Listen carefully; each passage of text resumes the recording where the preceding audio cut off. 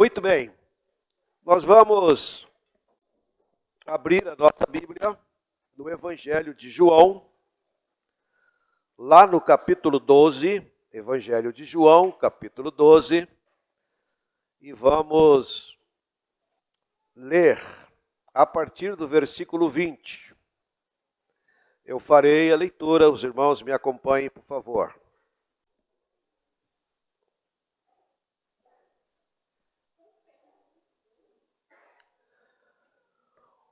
O pastor Hernando Dias Lopes, ele tem uma frase, que ele diz que quando ele vai pregar numa igreja e anuncia o texto bíblico e as pessoas não abrem a Bíblia, ele já tem certeza que essa igreja não lê a Bíblia. Porque ou sabe tudo de cor, Mas é importante que a Bíblia, durante a mensagem, fique aberta diante de você, para que você acompanhe todos os textos, para que você grave toda aquilo que está sendo colocado para a sua edificação. Então, João, capítulo 12, Evangelho de João, a partir do versículo 20, diz assim: Ora, entre os que subiram para adorar durante a festa, havia alguns gregos. Estes, pois, se dirigiram a Filipe, que era de Betsaida da Galileia, e lhe rogaram: Senhor, queremos ver Jesus. Filipe foi dizê-lo a André, e André e Filipe o comunicaram a Jesus. Respondeu-lhes Jesus: É chegada a hora de ser glorificado o Filho do Homem. Em verdade vos digo, se o grão de trigo caindo na terra não morrer, fica ele só, mas se morrer, produz muito fruto.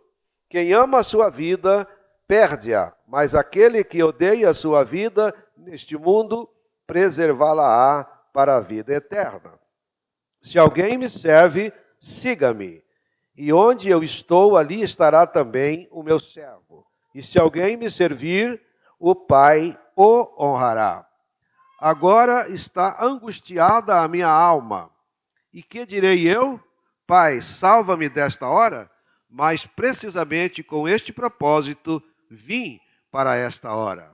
Pai, glorifica o teu nome. Então veio uma voz do céu: Eu já o glorifiquei e ainda o glorificarei. A multidão, pois, que ali estava, tendo ouvido a voz, dizia ter havido um trovão. Outros diziam: foi um anjo que lhe falou. Então explicou Jesus: Não foi por mim que veio esta voz, e sim por vossa causa. Chegou o momento de ser julgado este mundo, e agora o seu príncipe será julgado. E eu, quando for levantado da terra, atrairei todos a mim mesmo. Isto dizia, significando de que gênero de morte estava para morrer. Replicou-lhe, pois, a multidão: Nós temos ouvido da lei que o Cristo permanece para sempre. E como dizes tu ser necessário que o Filho do Homem seja levantado? Quem é esse Filho do Homem? Respondeu-lhe Jesus: Ainda por um pouco a luz está convosco. Andai enquanto tendes a luz, para que as trevas não vos apanhem. E quem anda nas trevas não sabe para onde vai. Enquanto tendes a luz, credes na luz, para que vos torneis filhos da luz. Jesus disse estas coisas e, retirando-se, ocultou-se deles. Deus, louvado e exaltado seja o teu nome. Obrigado, Senhor, pela tua palavra, que é viva e eficaz. Nós te pedimos agora que mentes e corações estejam submissos ao cuidado e à direção do teu Espírito. É a nossa oração em o nome de Jesus. Amém? Muito bem. Nós estamos diante desse texto que eu acabo de ler.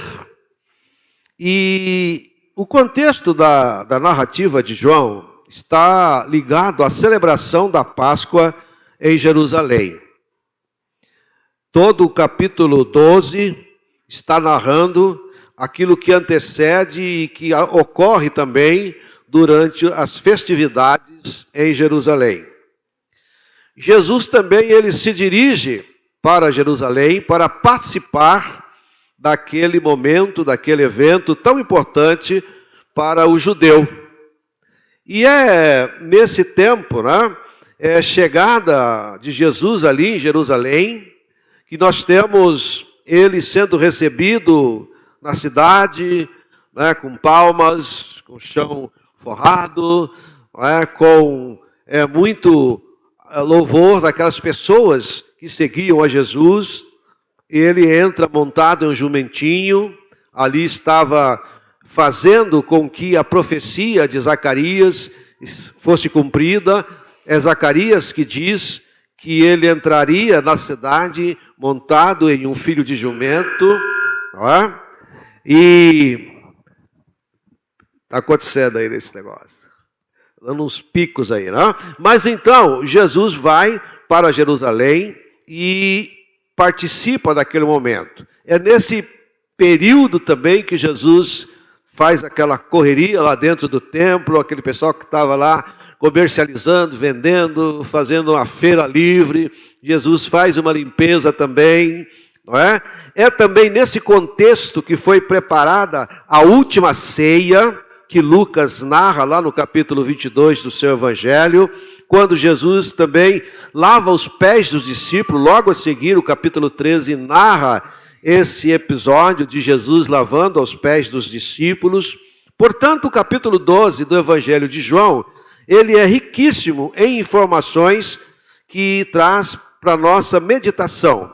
Mas hoje nós vamos focar nos versículos de 20 a 36 e especificamente fechando bem o foco nos versículos 35 e 36. Os dois últimos versículos que eu li aqui nesse momento.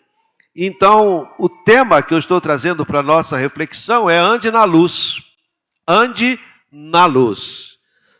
Então, o verso 35 vai dizer: ainda por um pouco a luz está convosco. Ainda por um pouco a luz está convosco. É interessante a gente pensar nessa afirmação do próprio Jesus. O João, ele começa o seu evangelho, se você ir lá no capítulo 1, nos versos 4 e 5 desse capítulo, João vai dizer: a vida estava nele e a vida era a luz dos homens. A luz resplandece nas trevas. Então João já começa narrando o seu evangelho, trazendo a baila a luz. Ele diz que ele era a luz, a vida estava nele e a vida era a luz dos homens. E Jesus, aqui nesse momento, ele vai dizer às pessoas que por um pouco de tempo, eles ainda teriam a luz com eles. Então eles deveriam aproveitar. Em síntese, é isso que Jesus está trazendo para a reflexão. No início, é João que fala sobre a luz. Já no capítulo 12, é o próprio Jesus falando a respeito de si mesmo como a luz que está entre os homens. No capítulo 12, Jesus leva essa reflexão: eu sou a luz, eu estou convosco e logo eu vos deixarei. Eu estou convosco, mas logo eu vos deixarei. Então não ficarei tanto tempo com vocês. Então aproveitem a minha presença. Jesus, após aquele encontro, lembram lá no capítulo 3, que ele tem um encontro com Nicodemos, no próprio evangelho de João, ele vai falar também sobre a luz do mundo.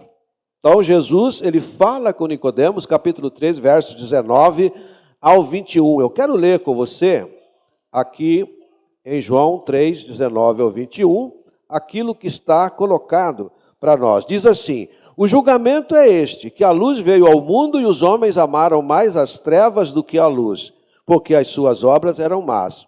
Pois todo aquele que pratica o mal aborrece a luz e não se chega para a luz, a fim de não serem arguidas as suas obras. Quem pratica a verdade aproxima-se da luz, a fim de que as suas obras sejam manifestas, porque feitas em Deus. Então, é interessante a gente entender que Jesus está explicando aqui para o Nicodemos qual é a sua missão.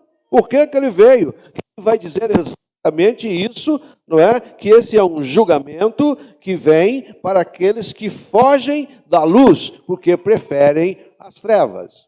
E ainda hoje nós podemos entender isso, né, muito claramente acontecendo nos nossos dias. Quando Jesus esteve com as pessoas que lhe apresentaram aquela mulher adúltera, lembram daquele contexto? Ao final daquele julgamento, Jesus vai falar também sobre a sua missão. Ele vai dizer em João 8,12: eu sou a luz do mundo, quem me segue não andará em trevas, mas terá a luz da vida. O que é que João diz lá no começo? Ele é a luz da vida. Então nós precisamos entender que Jesus é essa luz. Ele vai repetir a afirmação de ser ele a luz do mundo após a cura de um homem cego de nascença. João 12,46, está aqui no texto que nós estamos lendo. No verso 46, Jesus vai dizer o seguinte: eu vim como luz para o mundo, a fim de que todo aquele que crê em mim não permaneça em trevas. Então, importante a gente entender isso, que aqui há esta questão de luz e trevas, que Jesus começa a trazer para que as pessoas entendam que há uma treva e que ela precisa ser dissipada com a luz de Jesus. Jesus é a luz que dissipa as trevas, né? Então é importante eu entender que devo andar na luz enquanto tem luz. É isso que diz o próprio versículo 35. Ele vai dizer: ainda por um pouco a luz estará convosco. Andai enquanto tendes a luz, para que as trevas não vos apanhem. Andai enquanto tendes a luz, para que as trevas não vos apanhem. Isso, meus irmãos, é algo importante, interessante. Andar na luz é a maneira correta de evitar o caminho errado, o caminho das trevas. Por isso nós precisamos entender o Salmo 23. O Salmo 23 ele é muito conhecido de todos nós. Não é? Mesmo quando eu andar por um vale de trevas e morte, diz o texto, não temerei perigo algum, pois tu estás comigo, a tua vara e o teu cajado me protegem. Então, o que me protege no momento de trevas é a luz de Jesus.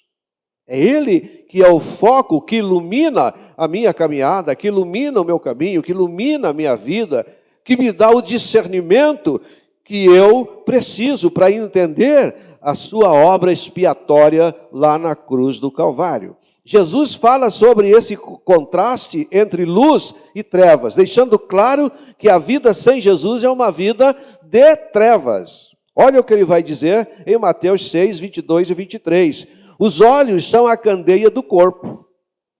Os olhos são a candeia do corpo. O que é uma candeia? Quem é velho aqui sabe o que é candeia?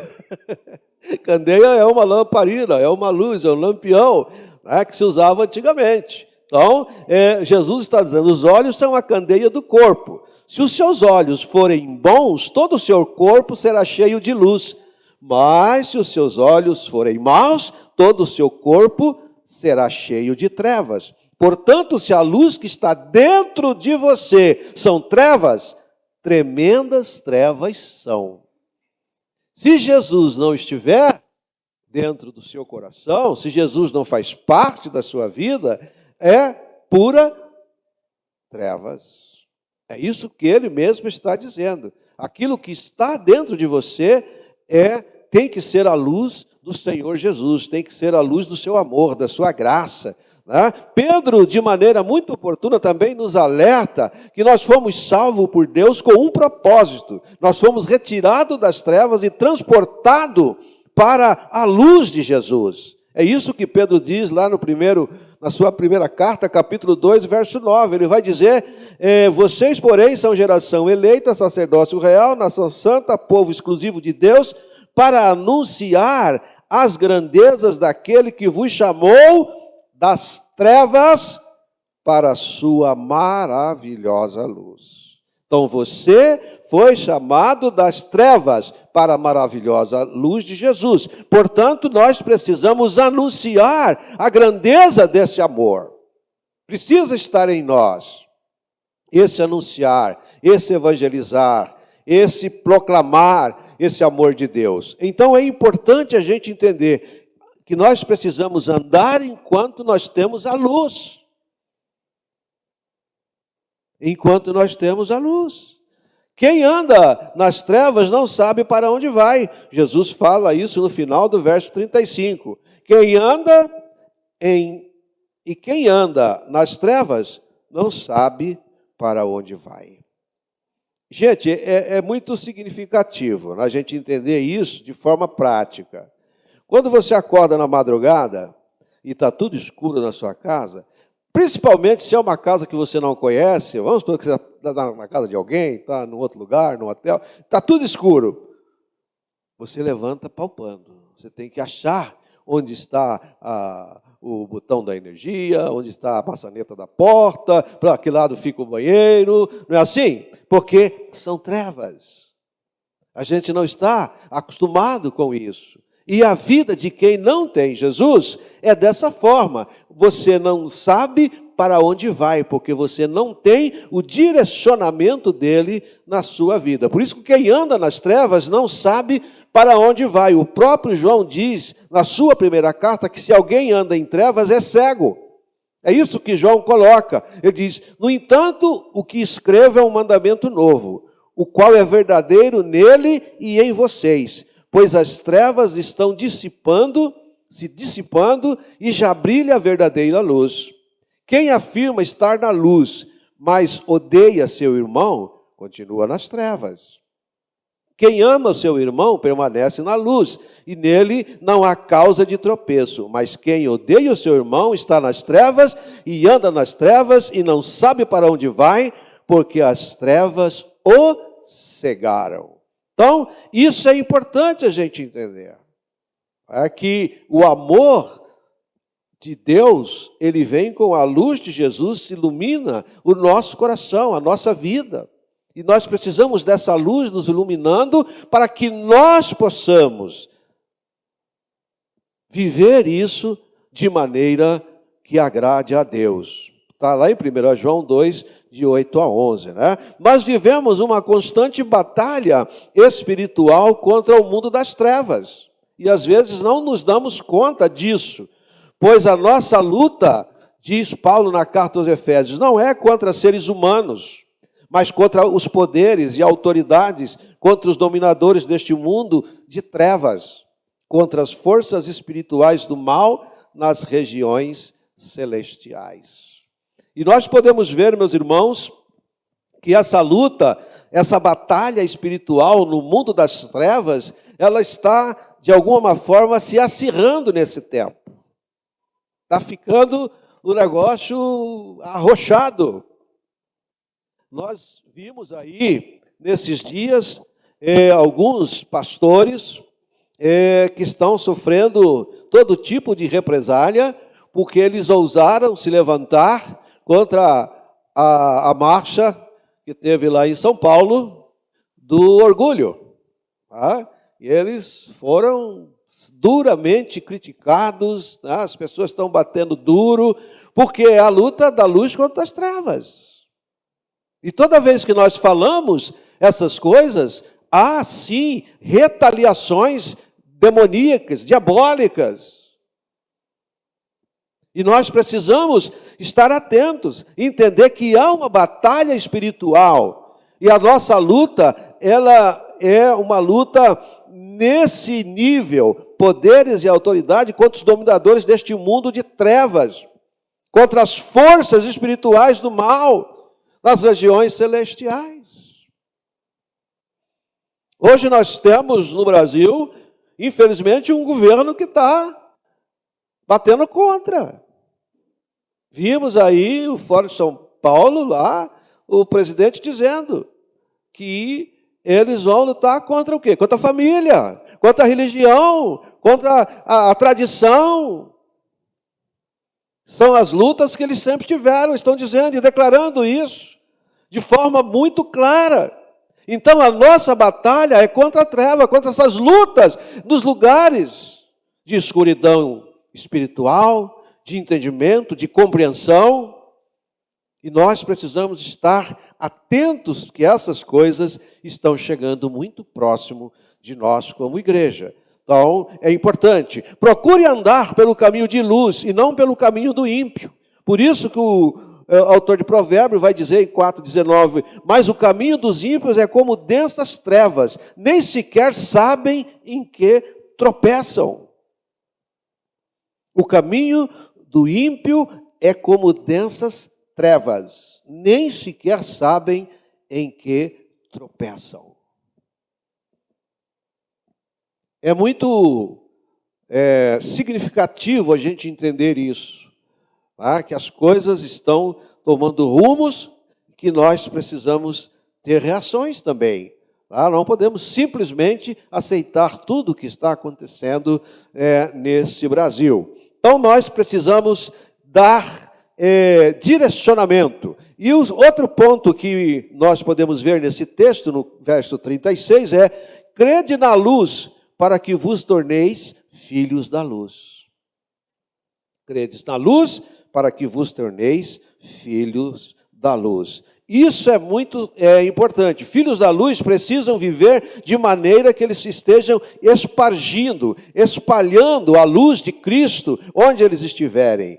Mas vocês, irmãos, não estão nas trevas, para que esse dia os surpreenda como ladrão. Vocês todos são filhos da luz, filhos do dia. Não somos da noite nem das trevas. Portanto, não durmamos como os demais, mas estejamos atentos e sejamos sóbrios. Pois os que dormem, dormem de noite. Os que se embriagam, embriagam-se de noite. Nós, porém, somos do dia. Sejamos sóbrios, vestindo a couraça da fé e do amor e o capacete da esperança e da salvação.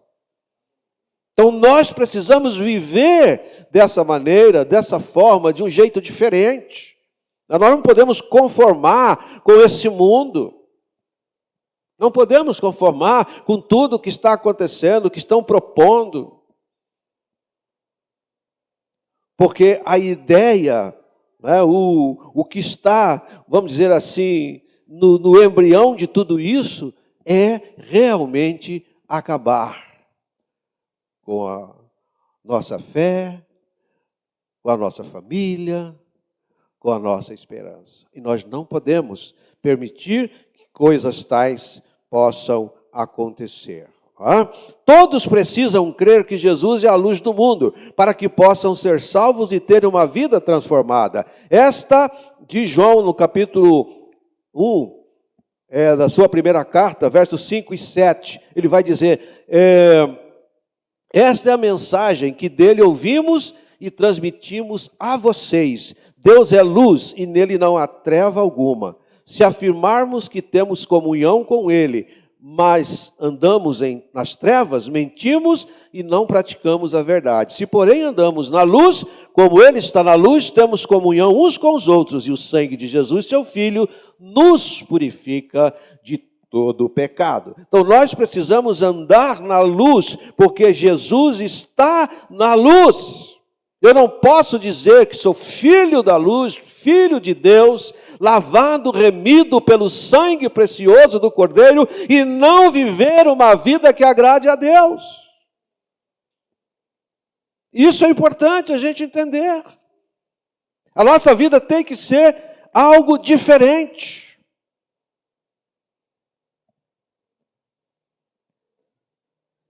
Ser crente, essa frase é muito antiga, né? Ser crente é ter coragem de ser diferente. Para ser igual, você não precisa ser crente. Para ser crente, você tem que ser diferente. Aonde quer que você esteja, na sua casa, no seu trabalho, na sua escola, na sua universidade, no comércio, aonde você estiver, no seu relacionamento conjugal, onde tu estiveres, tem que ser diferente, tem que ser essa luz de Jesus sendo espargida pela sua vida, pelo seu comportamento. E eu quero concluir, meus irmãos, dizendo que Jesus, ele disse estas coisas, aqui no verso 36, Jesus disse estas coisas e retirando-se, ocultou-se deles. Perceba que Jesus diz, a luz, por um pouco de tempo, ainda está convosco. Logo a seguir, Jesus sai e eles não veem mais Jesus. Porque Jesus, ele podia fazer isso. Ele aparecia onde ele quisesse e ele desaparecia de onde ele quisesse. E é importante eu entender isso. Quando ele diz que ainda por um pouco a luz está convosco, há uma urgência para eu tomar decisões. Há uma urgência para eu fazer mudanças, câmbios na minha vida. Não adianta nada, meus irmãos, meus queridos, você ficar frequentando a igreja infinitamente e não mudar, e não tomar uma posição ao lado de Jesus. Tem que haver mudanças, tem que haver transformação. Por isso Jesus está dizendo, é por pouco tempo, que vai chegar o tempo que vocês vão buscar e não encontrarão. É o que Jesus diz. E aí não tem mais tempo. Já passou. Né? Andai enquanto tendes a luz. Ande na luz enquanto tem a luz. Porque quando for retirada essa luz, essa possibilidade de andar na luz, muitos hão de querer e não poderão fazê-lo. Então nós precisamos entender, quem anda nas trevas não sabe para onde vai. E a pergunta pode ser simplória demais. Se você morresse hoje, para onde você vai? Para onde você vai? Você tem certeza? Você está convicto da sua salvação, da sua vida com Deus, da sua vida eterna? Para onde você vai? Se anda em trevas, não sabe para onde vai. E nós precisamos ter essa convicção da vida eterna. E finalmente, crede na luz, para que vos torneis filhos da luz. Você quer ser filho de Deus? Creia em Jesus. Há um ditado popular muito comum aqui no nosso país, que diz que todos são filhos de Deus. Isso é uma grande fake news. Agora eu aprendi essa palavra, né? É uma grande fake news. Todos não são filhos de Deus. Todos são criaturas de Deus. Mas a todos quanto receberam a Jesus, serão feitos filhos de Deus.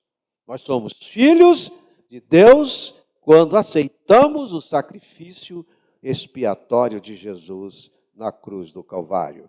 Crede na luz, para que vos torneis filhos de Deus. Amém? Eu quero orar neste momento. E eu não sei como está a sua vida. Você sabe como você está nesta noite, como você chegou aqui e como você pode sair. Eu vou orar. Primeiramente, eu vou orar nesse momento pela sua vida, vida espiritual, vida física, material, todas as áreas da sua vida. E se você quer colocar algo nesse sentido, diante do Senhor, eu quero que você fique em pé aí o seu lugar, onde você está. Não precisa sair do seu lugar, só fique em pé para nós orarmos nesse momento, para colocarmos diante de Deus a sua necessidade, aquilo que está afligindo o seu coração neste momento, aquilo que você espera que Deus vá fazer na sua vida.